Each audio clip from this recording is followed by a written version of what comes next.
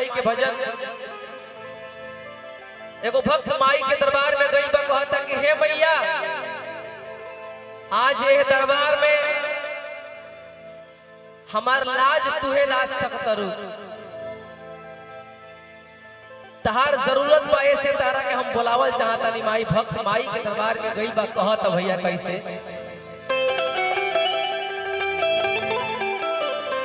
बहुत बहुत धन्यवाद दियल चाहब आदरणीय बड़े भैया सूर्य प्रताप सिंह भैया, जितना भी श्री श्री दुर्गा पूजा समिति नारायणपुर के सदस्य लोग बानी, कार्यकर्ता लोग बानी, कमेटी के सदस्य लोग बानी, सबके दिल से हार्दिक हार्दिक अभिनंदन वंदन पाँव लगी बा कि आप सब हमके दोबारा ए मंच पे बुलावनी, कुछ सुनावे के मौका दी। और कृष्णा भैया तनी सामने बैठा रहा तो मजा आई हो, तू पीछे बैठल तो बड़ा अजीब लागेला। तारा के देखेला तो मिजाज हरियर हो जाला। अरे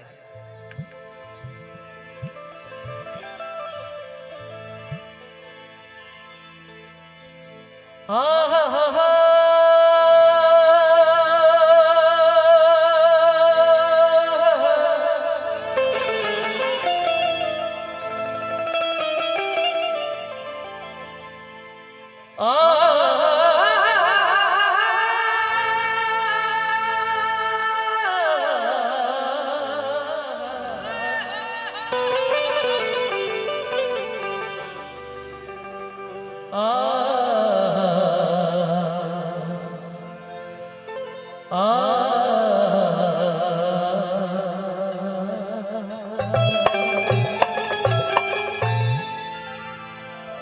मर्जी बनाओ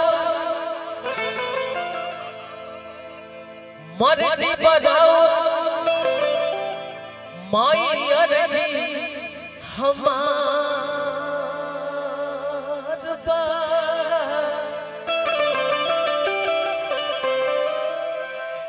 करब स्वीकार विश्वास बा अपार हो।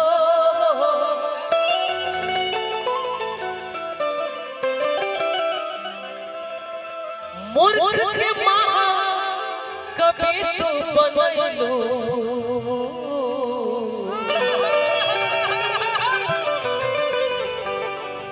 ओसे ही तू हो जा हमारा सुर में सवार हो। ए नवरात्र के समय में एगो हमार देवी गीत आइल विशाल गगन ऑफिशियल चैनल से, आप सबके आशीर्वाद प्यार स्नेह से वो ट्रेंडिंग में बा। गाना के भाव बा, बन जा सहारा माई बन जा सहारा, बन जा सहारा माई लाई कल। ए माई हमके कुछ ना आएला माई, बस अपने अर्जी बा के सदैव अपन आशीर्वाद बनौले रही हो। बन जा सहारा माई बन जा सहारा हो, बन जा सहारा माई लाई कल चार। सभवा में आ जाए माई, सभवा में आ जाए माई, बेटा के पुकार बा।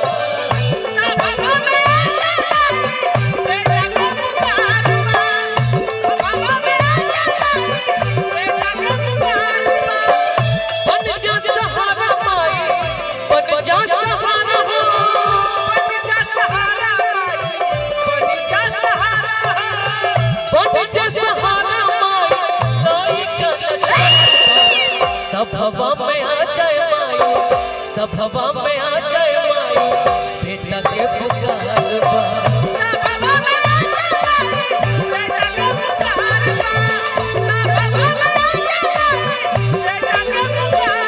माई डोली चढ़ी चढ़ी सेवक घरवा, माई डोली चढ़ी चढ़ी सेवक घरवा, ओही डोलिया के बघवा दुनिया में सोध भगवा, ओही डोलिया के बघवा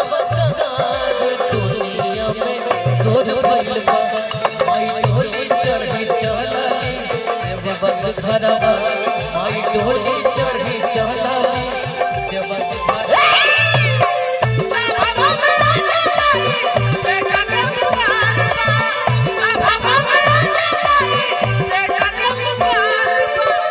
लबों पे उसकी कभी बददुआ नहीं होगी, लबों पे उसकी कभी बददुआ नहीं होगी, बस एक माँ है जो मुझसे कभी खफा नहीं होगी।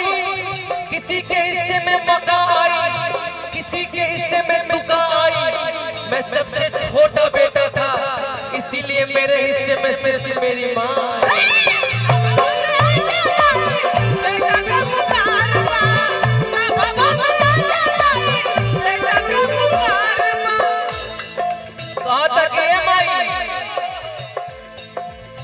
पूछ हम जबूरी मोरे हो जग जननी, पूछ हम जबूरी मोरे हो जग जननी, पूछ हम जबूरी मोरे हो जग जननी। दूर कर दुखवाया के माई दुखवाया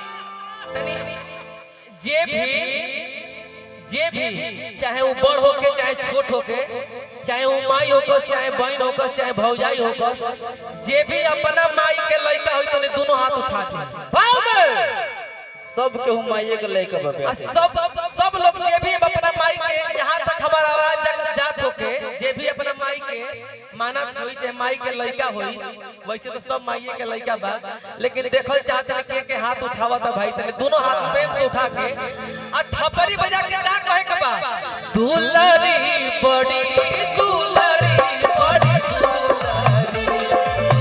दुलरी बड़ी दुलरी बड़ी सबका से हाय सुखवार हमार मैया दुलरी, सबका से हाय सुखवार हमार मैया दुलरी। सब हमें आ जाए भाई बेटा के मुखारवा, सब हमें आ जाए भाई बेटा के मुखारवा। ए माई अंतिम भाव इहे बनी होला राखल जिया हमार हो, राखल जिया हमार हो, इहे बनी होला राखल जिया हमार हो।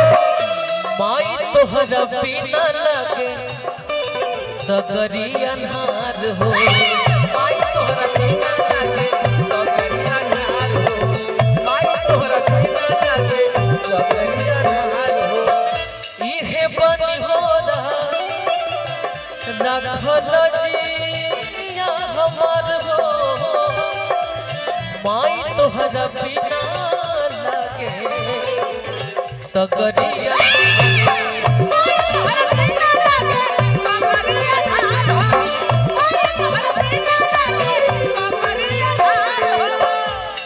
यहाँ के हमार बड़ भाई है रोहित भैया, हमसे 5 साल बड़े, यहाँ के बानी 5 साल बड़, और ये बुझाला ना कि हमसे 5 साल बड़ बड़े लागे लेके हमसे छोटे बड़े।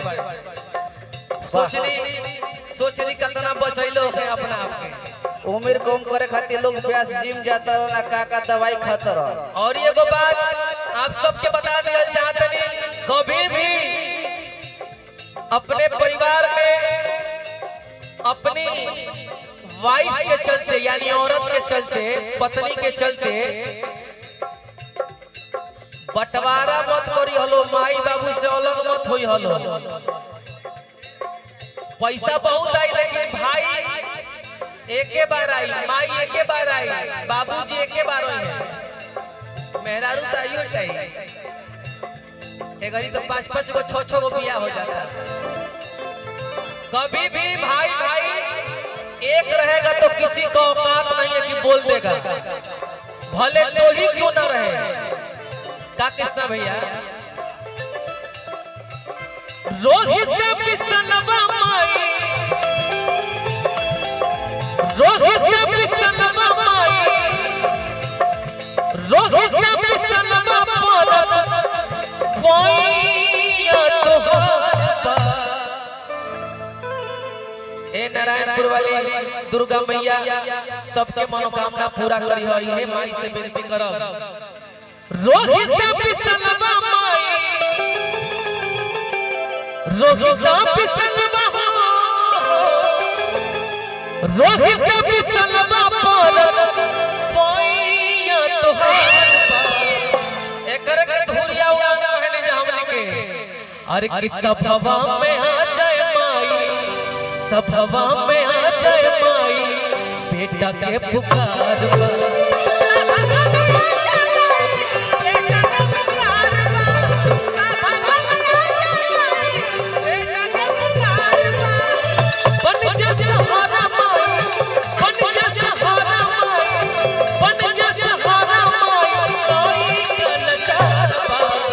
सभवा में आ जाए माई, बेटा के पुकार। राजू भैया सभवा में आ जाए बेटा के पुकार।